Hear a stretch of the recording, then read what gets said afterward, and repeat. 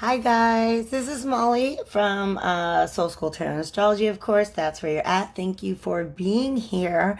Thank you for all of your support. Thanks for being here with me pretty early on in my journey. I think we have a lot of really cool work to do together as a community. So I really believe this is just the beginning, and I want to thank you guys for being here for that.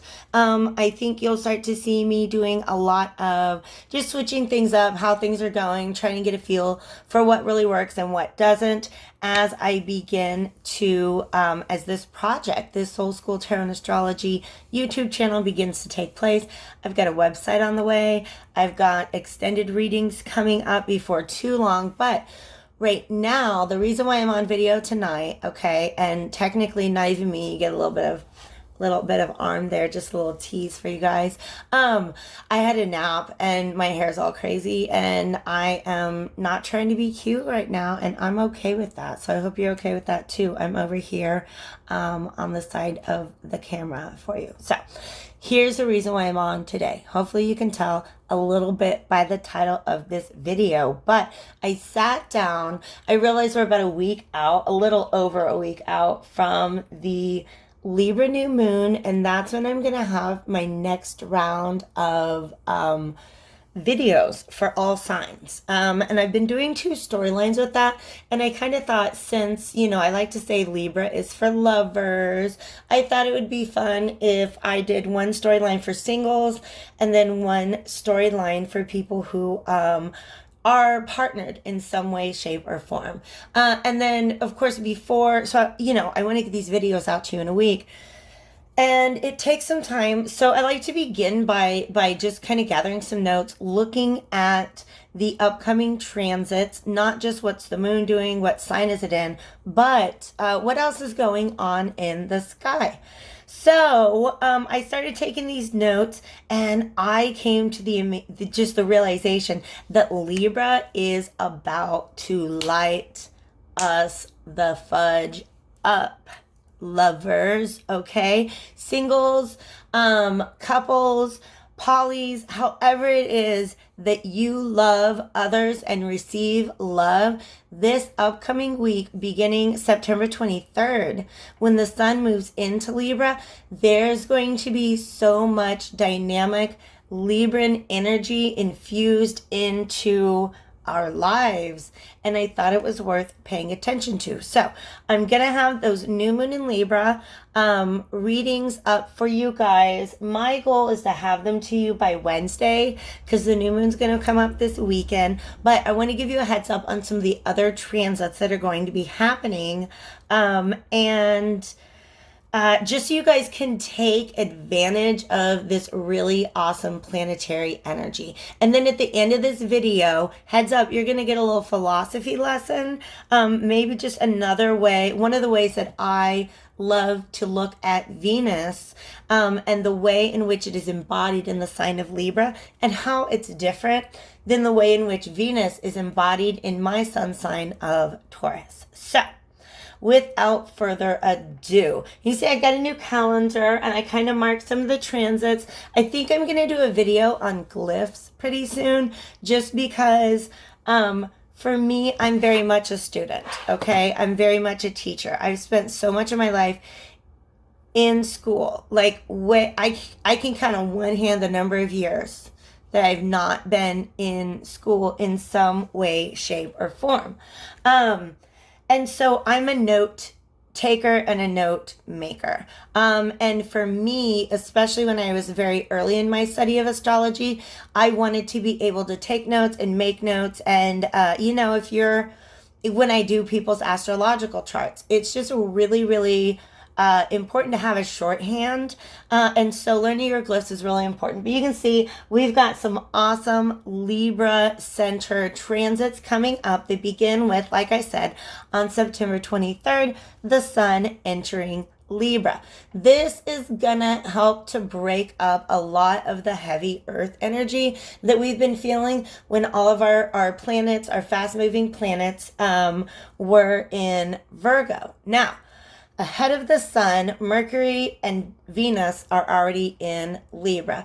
And I talked a little bit, in fact, it might have just been in one of my videos. Maybe all of you guys didn't catch this, but Venus and Mercury actually kind of, in my mind, I have this adorable little image of these two planets kind of holding hands, skipping out of Virgo into Libra together, because they don't move at the exact same rate, but they both transition from Virgo into Libra at the same time. So there are two sun signs, or two zodiac signs ruled by Libra, two that are ruled by Mercury. Okay, so Libran signs, of course, are, I'm sorry, by Venus. The Venus signs are Libra and Taurus, and then our Mercury signs are Gemini and Virgo. Okay, so Libra rules the seventh house, and it's the house of partnerships. Libra is all about love and partnerships. So don't be surprised if you, as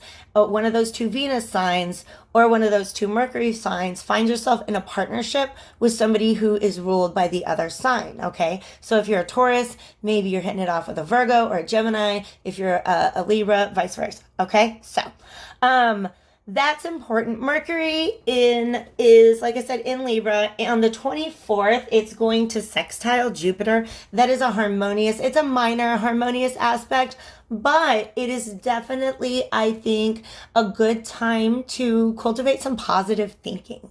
All right. So Mercury is how we communicate with others, but also how we communicate with ourselves and how our thought process goes. And Jupiter can just be really happy-go-lucky. It can be a very expansive energy. So, maybe watch your mouth.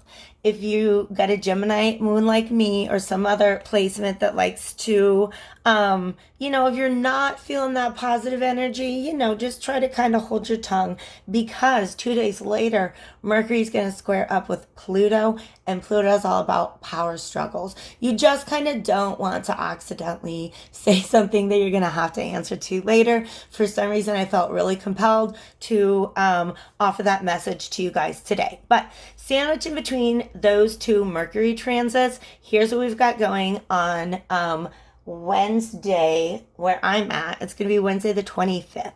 Venus in Libra, so it's in its home sign, is going to square up with Saturn in Capricorn, who just went direct.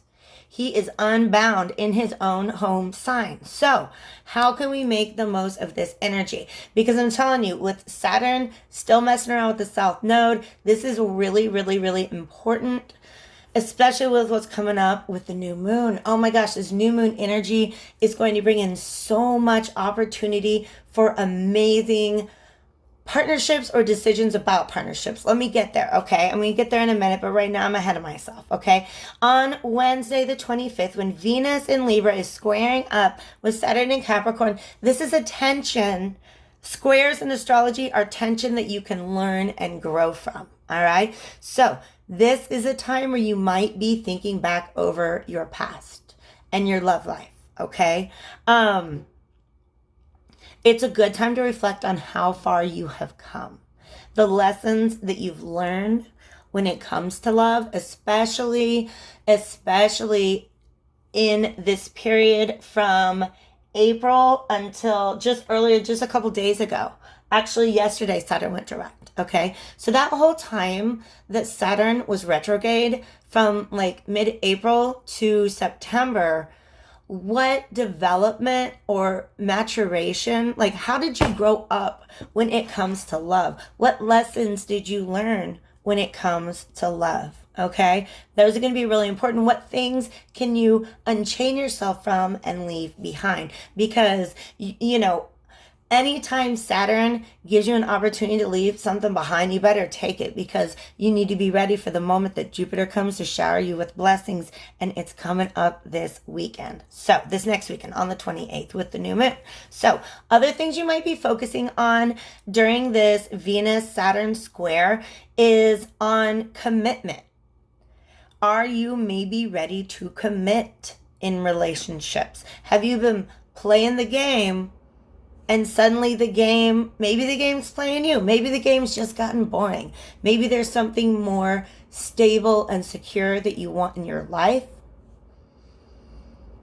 if that's what you want, this is a perfect time to begin to manifest that, okay? Really think about that and focus on that when we're going into the new moon. However, Saturn's all about restrictions and limitations, okay? Even ones that we willingly make in order to help us evolve. So during this time, this transit, some of you guys also might be thinking that, you know what I really want to commit to? My damn self. Not a damn other person right now, but myself and my spiritual evolution. That's what love is all about to me.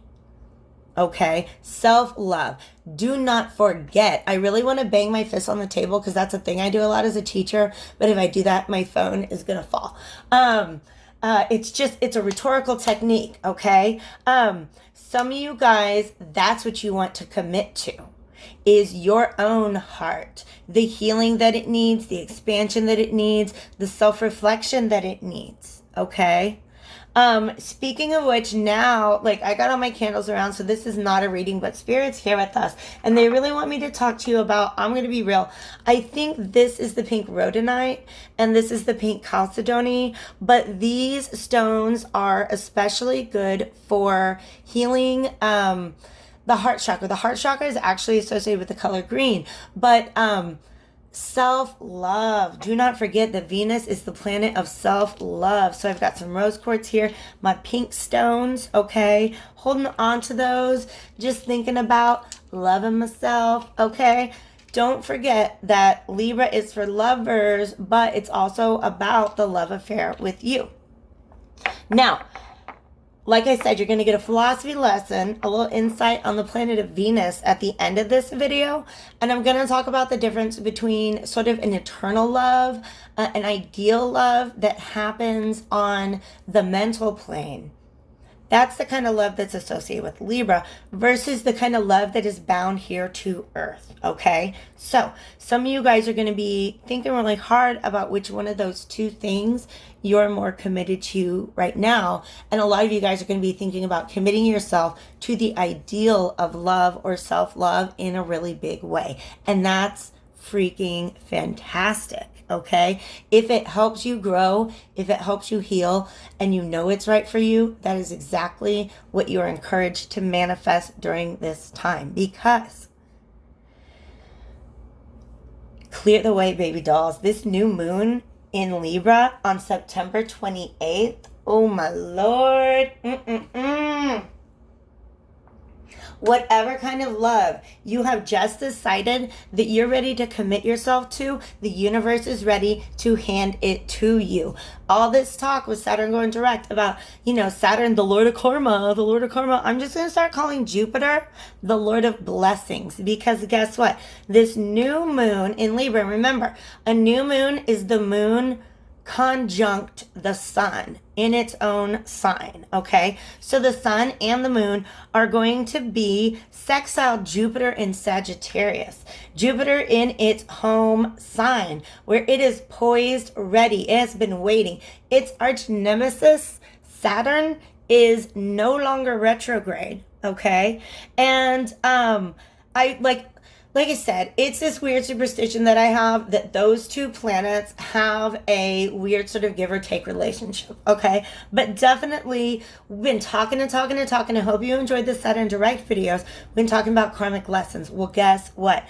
Jupiter is the planet of karmic blessings. He is the Lord of blessings, and he's going to be in a sextile to this moon and sun on September 28th. Okay, when we've got this new moon in Libra. So, like I said, we have readings out for all signs for that. And we have a storyline for singles, a storyline for those of you who are in a partnership right now. Okay, but this new moon is the perfect time to truly make a new start when it comes to love. This could be a brand new relationship. This could be one where things need to be left in the past. It could be a decision to leave a relationship behind in order to go in pursuit of love. I'm seeing the Eight of Cups right now. That's a sad card, man, but you know where that dude's headed to. Something better. He's going uphill, seeking higher ground. go into a place where his cups are not going to spill over and fall out. Okay. So, that this new moon that's coming up is just going to be, like I said, a tremendous time for new beginnings, but it's blessed through that sextile. A sextile is an aspect. They're two planets, two signs apart. Okay, so that's a 60-degree aspect, and it's harmonious. Okay, it's just like a little high five from Jupiter, the Lord of Blessings, saying, "Hey, Moon, Sun in Libra, whatever it is you're up to, I got your back." Okay, so I got really excited about that. Okay, you guys, I was feeling the energy, but I do want to finish up, like I said, just to kind of help drive home this, the opportunity that is available to each of us on a personal level with this combination of transits this week. Okay, all of this stuff is going on in Libra. I had to get my water. And Libra is all about love. But like I said before, it's all about the ideals of love. Okay. So I was kind of meditating on this, and wanted to, whenever you talk about a planet being in its home sign, Venus, Mercury, Mars have more than one home sign, and they actually kind of have different personalities or different effects when they're in those signs. So Venus, as the ruler of Taurus, Taurus is an earth sign, okay? And this kind of love, this Venus in Taurus, okay?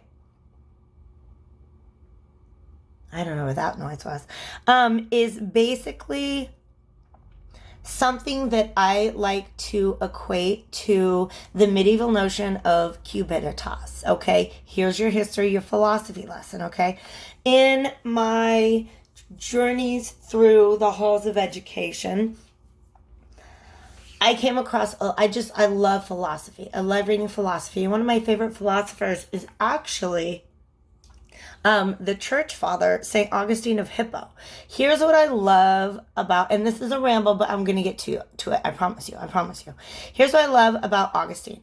Augustine was a philosopher, okay? I've got a Sagittarius rising, hella Jupiter in my chart, okay? I am a philosopher. He was a wanderer, so to speak, okay? He lived in a time of the Roman Empire where Christianity was totally a thing. It wasn't like the official thing yet, but it was practiced and discussed and taught about in such a wide variety of ways. There are so many different types of Christianity and different ways that people had taken this message, the gospel, and combined it with previous traditions in Roman, Greek, even Egyptian, and Middle Eastern philosophy. Okay? So Augustine lives in this world, and he's a teacher. He's a traveler. He goes all around the Roman Empire. Okay, Hippo is in northern Africa. That's where he's from. And everywhere he goes, he meets these people. He meets some fakes, right? And he's like, you know what? Here's the thing. My dad was a pagan, but my mom is this like super devout Catholic. She's a Christian. There wasn't Catholicism yet, but that's what she was, okay? She was so devout that like, in part of the Roman Empire where they lived, it was actually kind of illegal for a time for her to leave offerings at the church, but she would do it anyways. And he just saw this in her, and he's like, whoa, I wish I had a philosophy that was that important to me, that I didn't even give a fuck about the law. Pardon my language, but I get excited about my philosophy. Okay. So his mom was this example to him, and he's like, but here's the thing. I'm out here and I'm talking to all these people who are talking this gospel, and none of that even makes sense. Some of them are just absolute hypocrites. Some of them got holes in their story. Some of them are like just charismatic, trying to catch up people's money. The Roman Empire was not that different from today. Okay.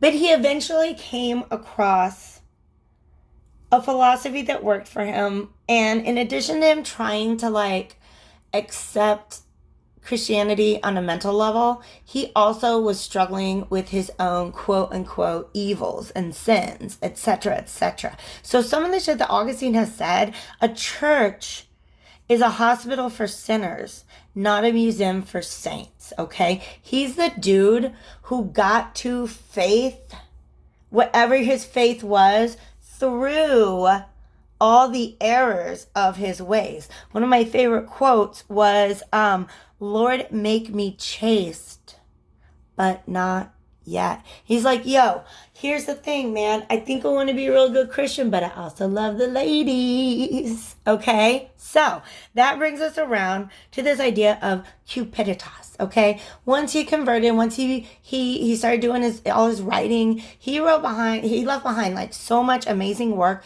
just on the concepts of faith, hope, and love. Even if you're not a Christian, those are some things that in my mind, like the Enchiridion deserves my respect, okay? But his Confessions was this story about how we all have our passions that we're tied to. Like he talked about his friend, I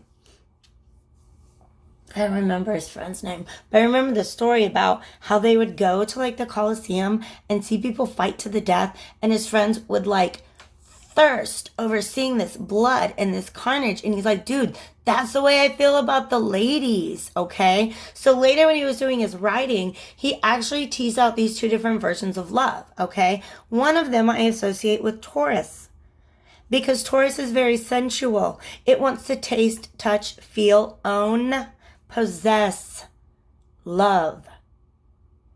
Cupiditas is this concept that Augustine defines as the love of things that can be lost, the love of things here on this earthly plane. Okay? Then there's this other stuff called caritas, caring. Okay? Charity comes from that word. And this is the love that is eternal. This is the love that exists in Libra.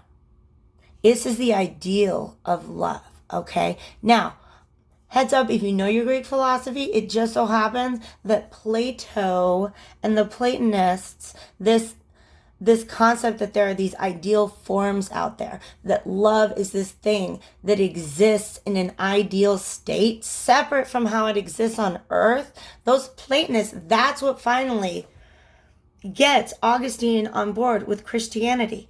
And this whole time, he was trying to find this philosophy that was going to help prove to him, pardon me, that Christianity was the way to go.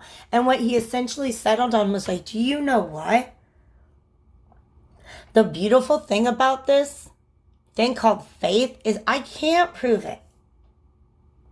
That is the liberating nature of faith, according to Augustine. And that takes us back to Jupiter. Jupiter's all about faith. He's all about the liberating nature of faith. Okay, so if you're still here and you're still listening, here's my advice to you, friends. Whatever decision you come to midweek, next week, about what you want to commit to in love, in ideal, all right? Commit to that. And then commit yourself to the liberating nature of just having faith in that kind of love. Okay? Thanks for being here with me, guys. I love you so, so much. And I can't wait to read for you very, very soon. Have a great night.